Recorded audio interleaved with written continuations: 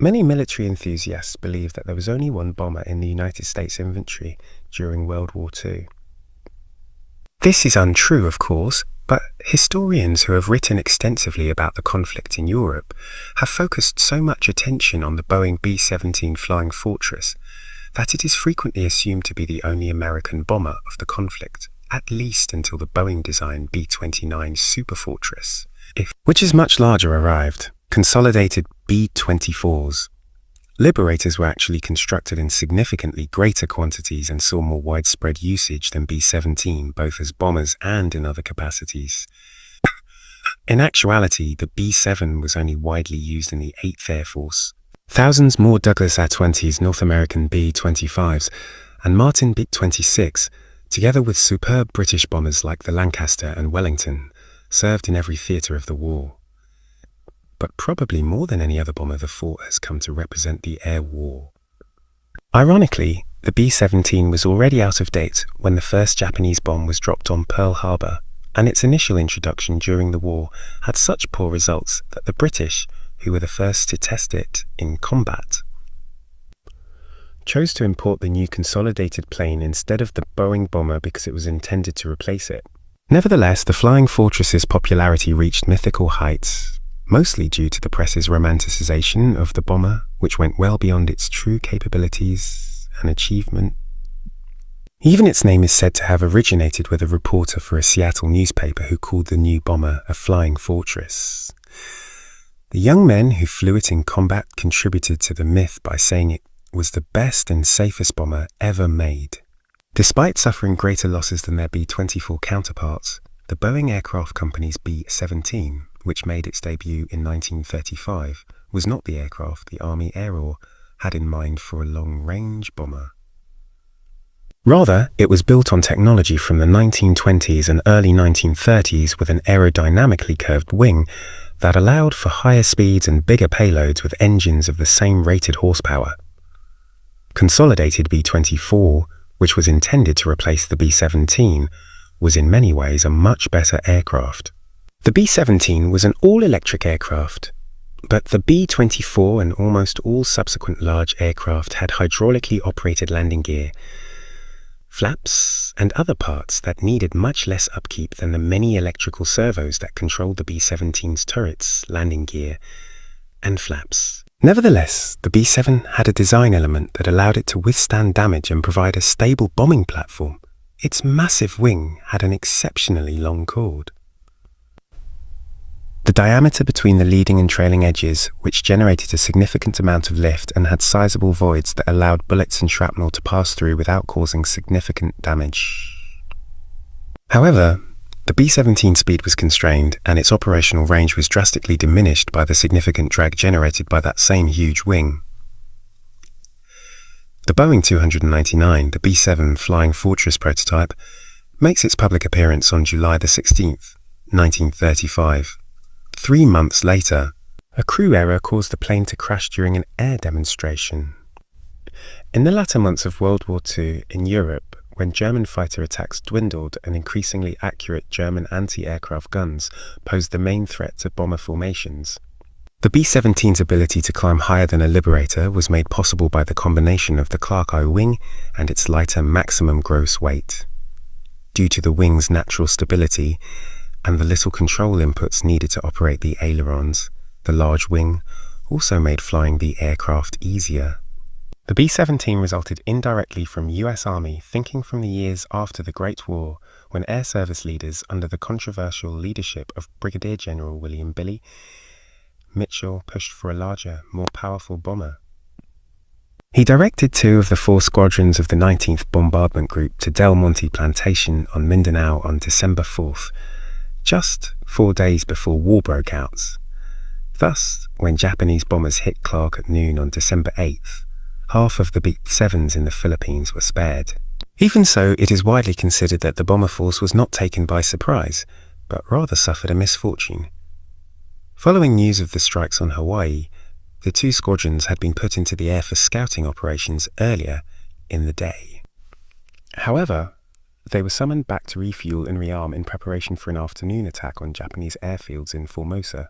Sadly, a Japanese formation bombed and strafed Clark Field while both squadrons were still on the ground, and strafing fighters destroyed the whole force save for 3 aircraft before they could fly in operational. All 3 bombers were destroyed by freak accidents, despite the frantic efforts of maintenance staff to fix the damaged aircraft.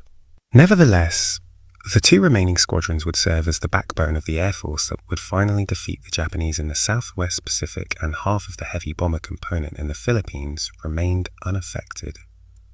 For the following 2 weeks, the 16 B-7s at Del Monte remained in operation in the Philippines until Roosevelt made the decision to leave the islands, at which point the remaining members of the 19th Group were sent to Australia, where they established their base at Bachelor Field, close to Darwin. A number of successful strikes against Japanese ships and landing parties at Vigan were carried out prior to the B-17's departure, although the costs and upkeep involved were high. Captain Colin P. Kelly and his crew flew one of the B-17s that attacked Vigan. Except for Kelly and the co-pilot who stayed on board, the majority of the crew bailed out over Clark after being assaulted by aircraft.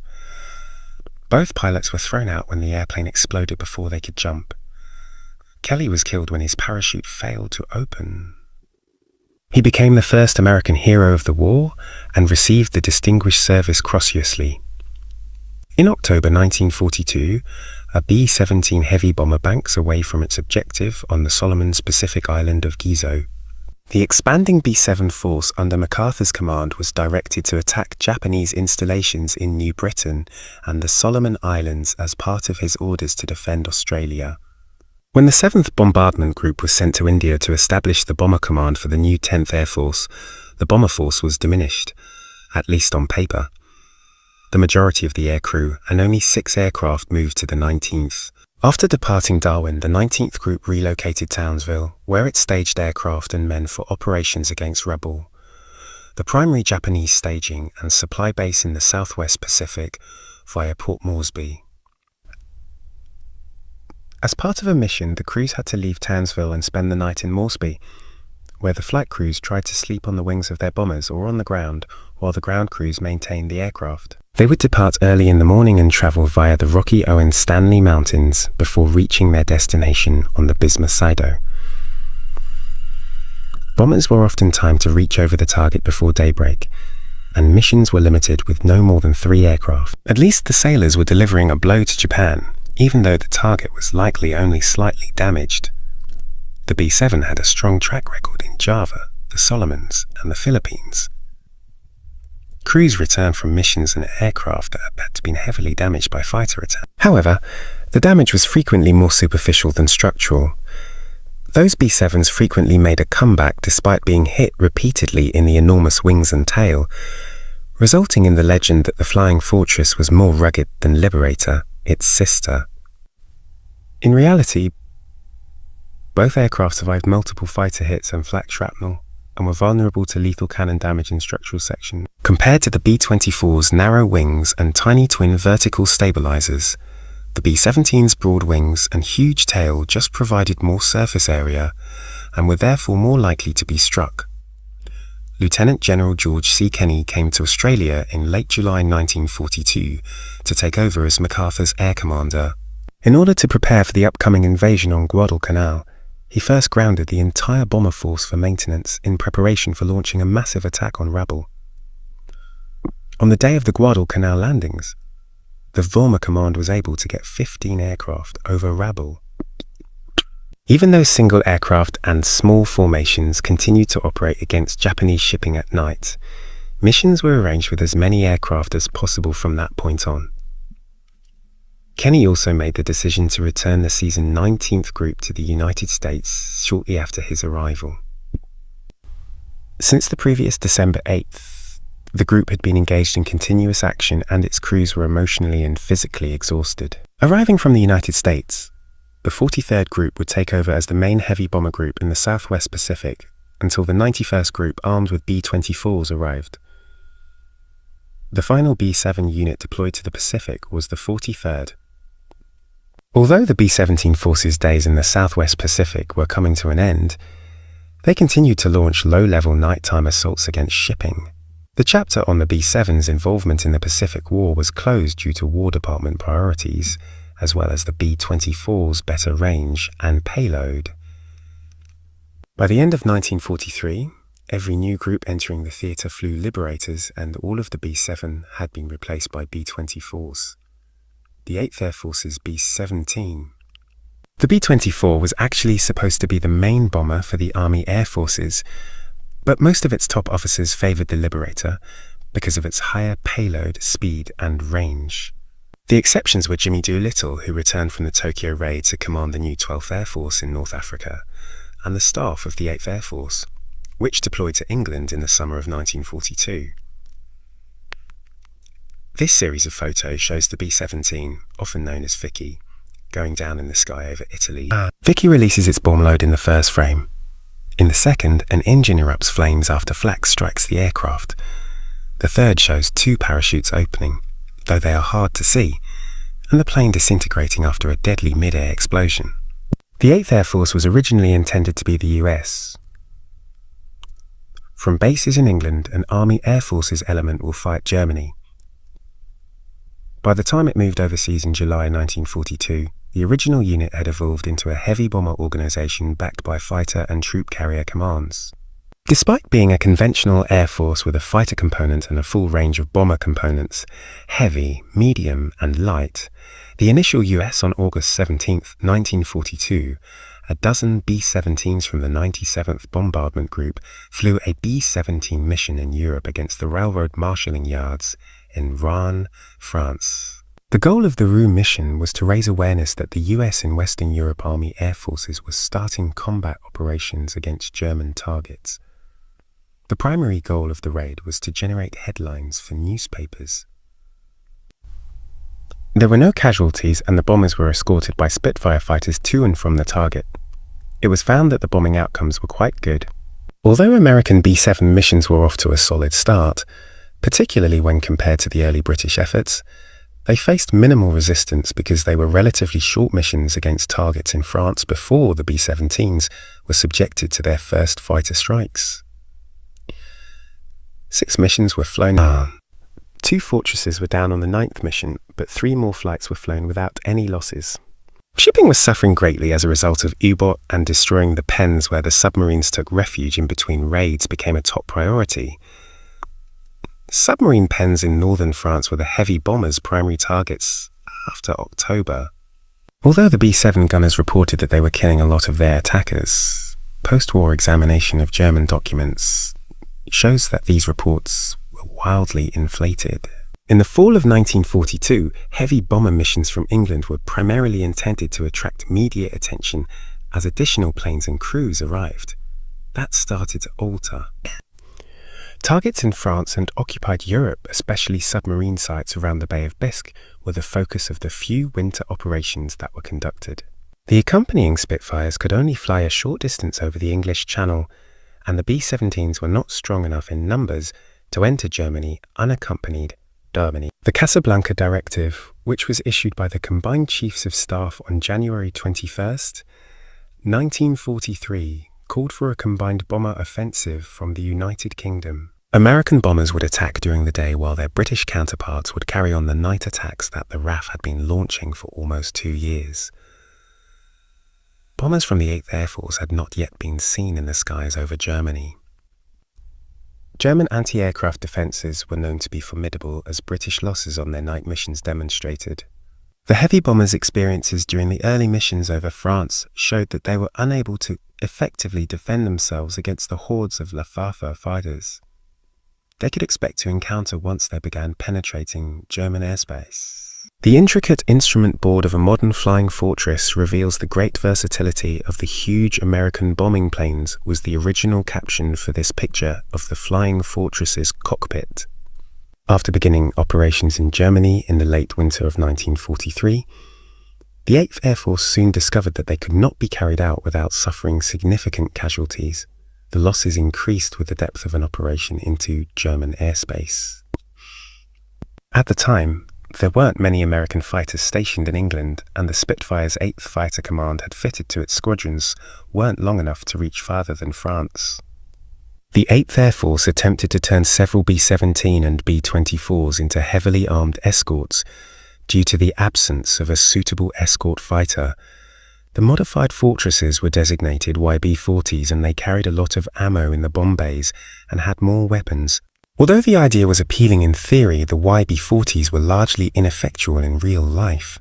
They were far slower than the already sluggish bombers due to their heavy armament, which decreased combat speeds and increased the B-17's susceptibility to fighters.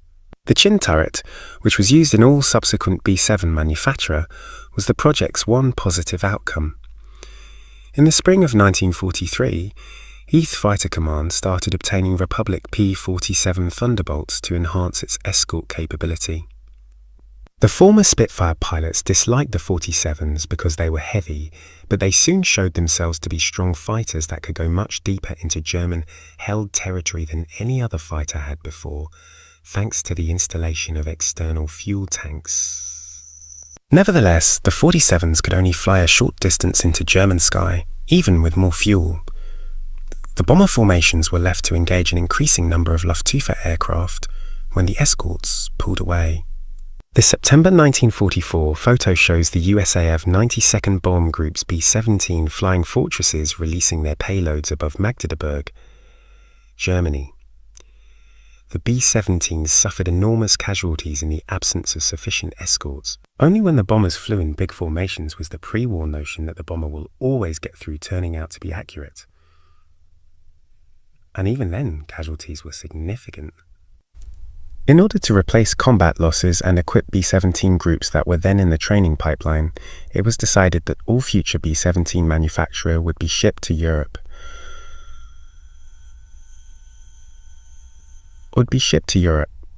All but 2 future combat groups would be outfitted with B-20. All 8th Bomber Command Liberators were deployed to Libya in the summer of 1943 to support the invasion of Sicily and conduct the most well-known air raid of the war, the audacious low-level strike on the oil facilities at Ploy, leaving the B-17s alone in England. 8th Bomber Command experienced the most losses to date on August 17th, the anniversary of the first 8th Air Force B-17 mission. The ball-bearing industries at Schweinfurt and the Messerschmitt factories at Regensburg were targeted by a force of 376 B-17s. The two-pronged effort was part of a larger strategy that involved the 8th and 9th Air Force B-24s attacking aircraft plants at Wiener Node in Austria, in tandem with the B-17 flights over Germany.